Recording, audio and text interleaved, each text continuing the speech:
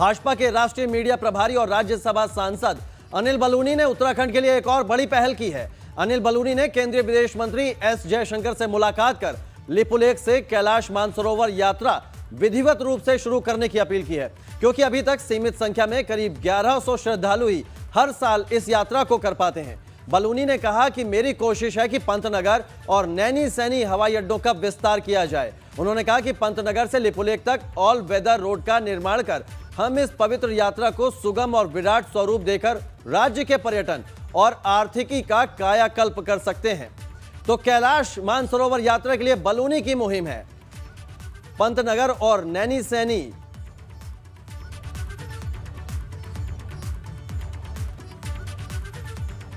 आज मैंने उत्तराखंड से कैलाश मानसरोवर यात्रा के संचालन हेतु विदेश मंत्री श्री एस जयशंकर जी से भेंट की है। मैंने उनसे अनुरोध किया कि प्रतिवर्ष लाखों लोग इस पवित्र यात्रा को अनेक मार्गों से करते हैं। अगर पिथौरागढ़ लिपुलेख मार्ग से भी यह यात्रा प्रारंभ हो सके तो उत्तराखंड के पर्यटन और आर्थिकी की लाइफलाइन बन सकती है। मेरा प्रयास है कि पंतनगर और पिथौरागढ़ हवाई अड्डों का विस्तार करके और पंतनगर से लिपुलेख तक ऑल वेदर रोड का निर्माण करके हम विश्व भर के श्रद्धालुओं के लिए एक सहज और सुगम मानसरोवर यात्रा का विकल्प उपलब्ध करा सकते हैं। मैंने तय किया है कि इसके लिए मैं शीघ्र ही केंद्रीय उड्डयन मंत्री श्री हरदीप पुरी जी और केंद्रीय राजमार्ग मंत्री श्री नितिन गडकरी जी से भेंट करूंगा। इस संबंध में कुछ होमवर्क पहले भी कर चुका हूं। मेरी कोशिश है कि जल्द ही तीनों मंत्रालयों के समन्वय से हम उत्तराखंड की तरफ से कैलाश मानसरोवर की यात्रा प्रारंभ कर सकेंगे। मुख्यमंत्री त्रिवेंद्र सिंह रावत अलग अलग विधानसभाओं में की गई घोषणाओं की समीक्षा कर रहे हैं। इसी कड़ी में सीएम त्रिवेंद्र रावत ने बुधवार को अल्मोड़ा और नैनीताल जिले में की गई घोषणाओं की समीक्षा की। मीटिंग में राज्य मंत्री रेखा आर्य समेत कई विधायक वर्चुअली जुड़े। इस दौरान सीएम इस बात की जानकारी ले रहे हैं कि सरकार की योजनाओं पर कितना काम हुआ है।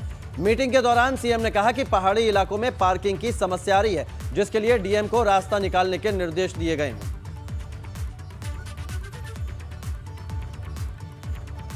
मैं माननीय मुख्यमंत्री जी के द्वारा जो घोषणाएं वर्ष 2017 में, 2019 में और 2020 में की गई थी, उनकी समीक्षा की गई है। और उन समीक्षा में लगभग चाहे वो सड़कों से संदर्भित हो, चाहे वो पुलों के संदर्भित हो, चाहे वो सिंचाई से संदर्भित गुलों का विषय हो, चाहे वो स्वास्थ्य से संबंधित अस्पताल का विषय हो, तो मैक्सिमम घोषणाएं लगभग 80% तक पूर्ण हो चुकी है, जिन पे जीओ जारी हुआ है। मेरे क्षेत्र की जहाँ तक बात है, एक दो घोषणाओं को छोड़ के सब घोषणाएं पूरी हो गई। मैं आभार प्रकट करता हूं मुख्यमंत्री जी का कि उन्होंने इतनी घोषणाएं की और उनमें सब में 2 पीडब्ल्यूडी की और 1 सिंचाई की शेष रह गई है, बाकी सब हो गई। 1 मार्च से उत्तराखंड का बजट सत्र शुरू होने जा रहा है। नेता प्रतिपक्ष इंदिरा हृदयेश ने कहा कि बजट के दौरान विपक्ष जनहित के मुद्दों को जोर शोर से उठाएगा। ये बहुत बड़ी कष्ट है और हमें जनता की आवाज़ को मजबूती के साथ वहाँ उठाना पड़ेगा और मजबूती से दबाव बनाना पड़ेगा सरकार पर कि वो बढ़े हुए दामों को वापस ले। और पेट्रोल डीजल के जो रोज़ ही दाम बढ़ रहे हैं, इसको भी नियंत्रित करने की कोशिश करें। हल्द्वानी दौरे पर पहुंचे पूर्व सीएम हरीश रावत ने आरोप लगाया कि व्यवसायियों को फायदा पहुंचाने के लिए किसानों की अनदेखी की जा रही है। हरीश रावत किसान सम्मान कार्यक्रम में शिरकत करने पहुंचे थे। इस दौरान उन्होंने किसानों के बहाने सरकार पर प्रहार किया। उनके खजाने को भरने के लिए गरीब के पेट को काट रहे हैं और किसान के पेट पर लात मार। जो मोदी फैक्टर है, मोदी फैक्टर चुनाव में प्रभावी न रहे, उसके लिए आवश्यक है कि भाजपा के स्थानीय चेहरे के खिलाफ कांग्रेस भी अपना स्थानीय चेहरा आगे करे।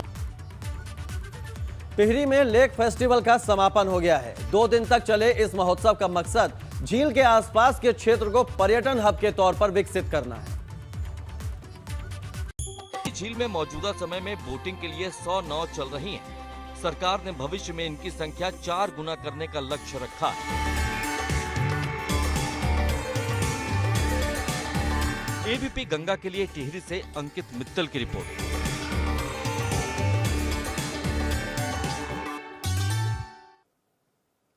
टिहरी लेक फेस्टिवल को लेकर विपक्ष के नेता सरकार पर सवाल उठा रहे हैं। विपक्ष का कहना है कि एक तरफ प्रदेश में इतनी बड़ी आपदा आ गई और दूसरी तरफ सरकार टिहरी में महोत्सव करा रही है।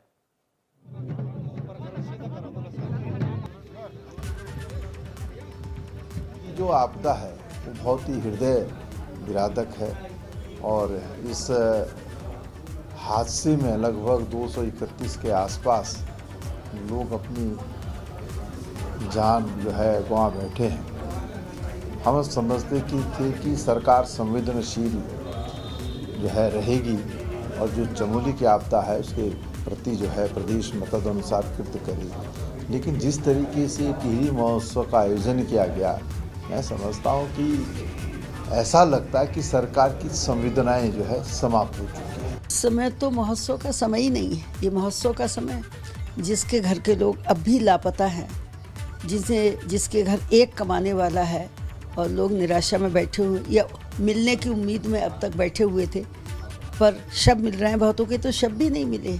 इस समय किसी महोत्सव को मनाने का समय नहीं था और सरकार को ये क्या आम जनता समझाएगी और इसकी घोर निंदा की जानी चाहिए।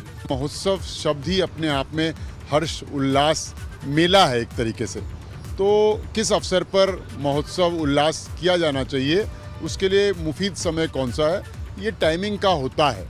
और जिस ओर आपका इशारा है, मैं सरकार के विवेक पे छोड़ता हूँ इस बात को, लेकिन अगर मैं होता तो थोड़ा आगे पीछे करता, कम से कम जो चिताएं हैं कम से कम उनकी राख तो ठंडी हो जाने देते।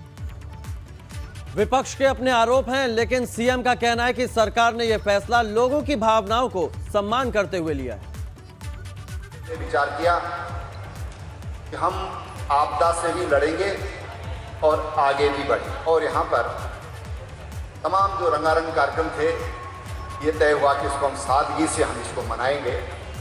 त्योहार बंद नहीं होना चाहिए, ये उत्सव बंद नहीं होना चाहिए। तपोवन की सुरंग में रेस्क्यू ऑपरेशन अभी तक पूरा नहीं हो पाया है। रेस्क्यू ऑपरेशन में अब सुरंग के अंदर से रिसकर पानी समस्या बनने लगा है।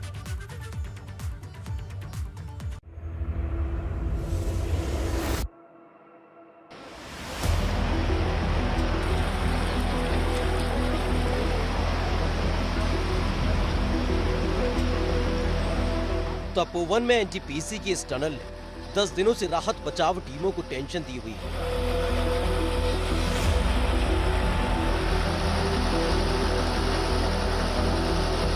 एक तरफ राहत बचाव टीमों को मलबा हटाने में काफी मशक्कत करनी पड़ रही है, तो वहीं दूसरी तरफ सुरंग के अंदर पानी का रिसाव मुसीबत बन चुका है। पानी की वजह से रेस्क्यू ऑपरेशन में दिक्कत आ रही है।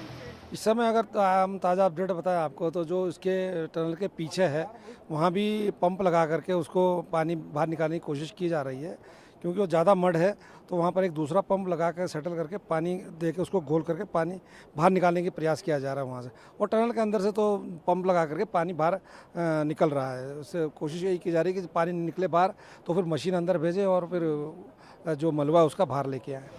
सुरंग के अंदर से पाइप के जरिए पानी बाहर निकाला जा रहा है।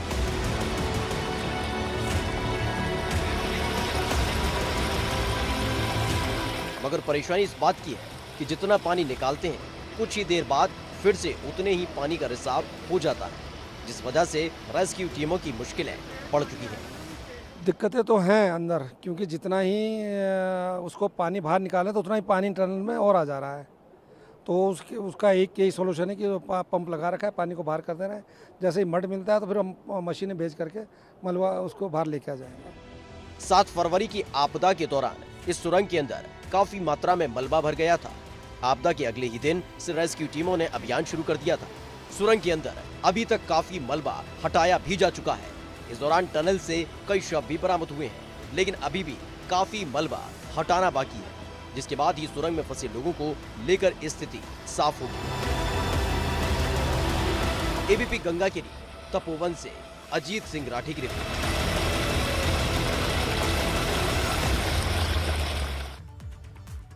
एक तरफ तपोवन सुरंग में सर्च ऑपरेशन चल रहा है, तो वहीं रैणी गांव के पास भी लापता लोगों की खोजबीन जारी है। मलबे में दबे लोगों को खोजने के लिए बड़े स्तर पर ऑपरेशन चल रहा है।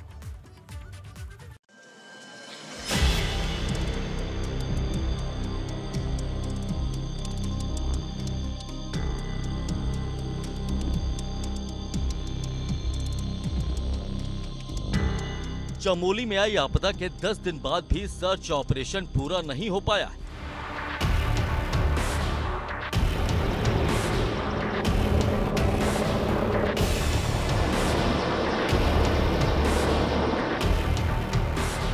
मलबे में दबे लोगों की तलाश के लिए राहत बचाव टीमें दिन रात ग्राउंड जीरो पर रहकर कड़ी मशक्कत कर रही हैं। एक तरफ तपोवन के सुरंग में फंसे लोगों को बचाने की मुहिम जारी है, तो वहीं दूसरी तरफ रैडी गांव के पास ऋषि गंगा क्षेत्र में सर्च ऑपरेशन चलाया जा रहा है। रैनी विलेज में जो हमारी टीमें काम कर रही हैं, वहाँ पर भी सर्च का काम जारी है। एक छोटा एरिया वहाँ बच गया है जिसको भी फिलहाल सर्च किया जाना बाकी है। जेसीबी वहाँ काम कर रहा है और साथ में हमारे जो रेस्क्यूअर्स हैं वो मैनुअल सर्च भी वहाँ पर कर रहे हैं। इसके साथ ही ऋषि गंगा, धौली गंगा और अलकनंदा नदी के किनारों पर सर्च अभियान जारी है। 7 फरवरी को आए सैलाब की चपेट में सैकड़ों लोग आए थे। ज्यादातर वो लोग थे जो पावर प्रोजेक्ट पर काम कर रहे थे। रेस्क्यू टीमें अब तक 50 से ज्यादा लाशें बरामद कर चुकी है, जबकि अभी भी 150 से ज्यादा लोग लापता हैं। नदी के एरिया में धौली गंगा से लगभग आगे 14 किलोमीटर तक का एरिया मैनुअल सर्च किया जा चुका है टीम द्वारा। अभी विष्णु प्रयाग से नीचे धौली गंगा के साथ साथ, नदी के साथ साथ, रिवर बेड के साथ साथ डेड बॉडी सर्चिंग का कार्य जारी है। इसके अलावा विष्णु प्रयाग से अपस्ट्रीम जो अलकनंदा रिवर आ रही है, एक बैकफ्लो उसमें भी आया था पानी का। जब कभी एक नदी में पानी ज़्यादा आता है तो दूसरी जो उसकी ब्रांच रिवर है उसमें पानी बैकफ्लो मारता है, तो उस बैकफ्लो लगभग 400, 500, 700 मीटर तक पीछे पानी गया था। वो एरिया को भी थॉरो सर्च एनडीआरएफ टीम द्वारा किया जा चुका है। आपदा में मारे गए लोगों की तलाश जारी है।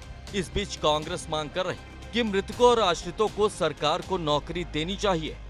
एक तो आपदा जो राहत आपने मुआवजा की राशि दी है उसको बढ़ाने की ज़रूरत है।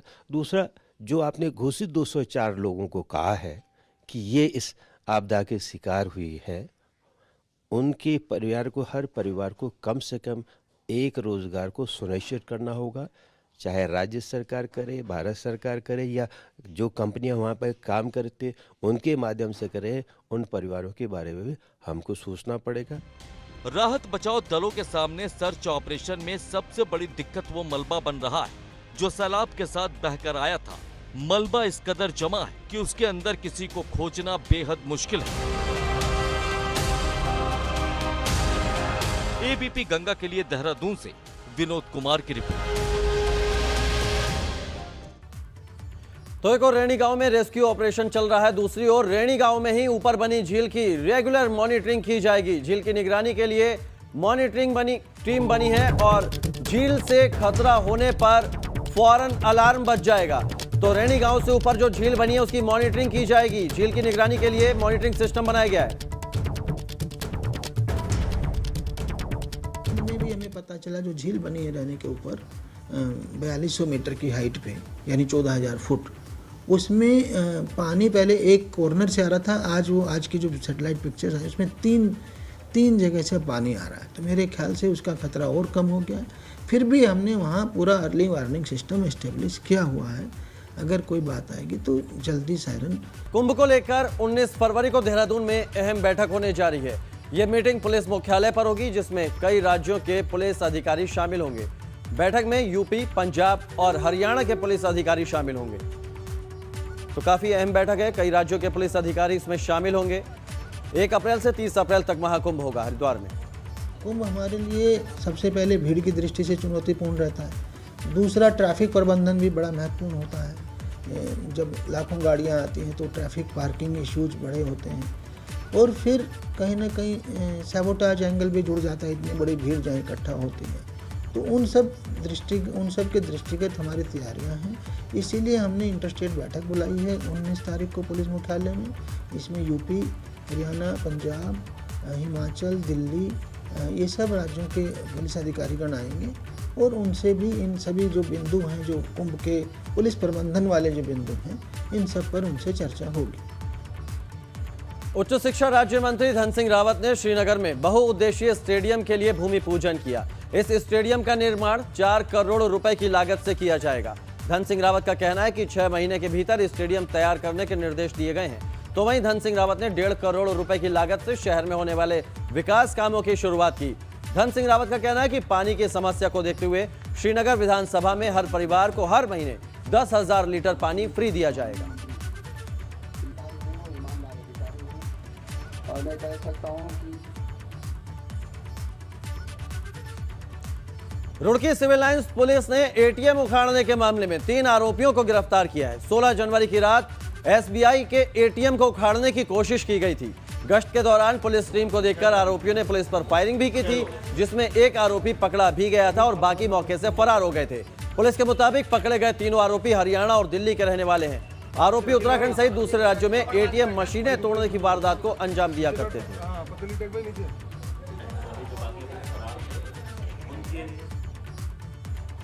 रामनगर पुलिस ने अवैध खनन को लेकर कार्रवाई की है। कोसी और दापका नदी में छापेमारी के दौरान अवैध खनन में शामिल 7 वाहनों को जब्त कर लिया गया है। इनमें 5 डंपर और 2 ट्रैक्टर ट्रॉली शामिल हैं।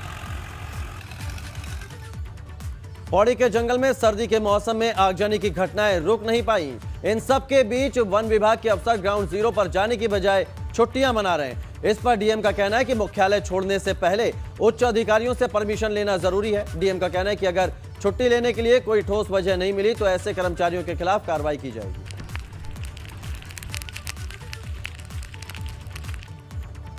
उत्तराखंड में 32वें सड़क सुरक्षा माह का समापन हो गया। सड़क सुरक्षा माह 18 जनवरी से शुरू हुआ था। इस अभियान के दौरान लोगों को ट्रैफिक नियमों के प्रति जागरूक किया गया। प्रदेश भर में कार्यक्रमों के जरिए लोगों को ट्रैफिक नियमों की जानकारी दी गई।